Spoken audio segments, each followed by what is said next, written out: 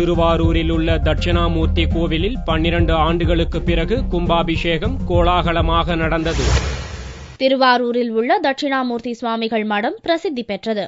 இந்த கோவிலில் குரு தட்சிணாமூர்த்தி சுவாமிகள் ஜீவசமாதியாக பக்தர்களுக்கு அருள் பாலிப்பதாக அப்பகுதி மக்கள் நம்புகின்றனர். இந்நிலையில் இந்த கோவிலில் 12 ஆண்டுகளுக்கு பிறகு கும்பாபிஷேகம் நடத்தப்பட்டது. யாகசாலை பூஜைகளுடன் துவங்கிய கும்பாபிஷேக திருவிழா வெகு விமர்சையாக நடந்தது. வேத மந்திரங்கள் முழங்க கோவில் கலசம் மீது புனித நீர் ஊற்றப்பட்டது.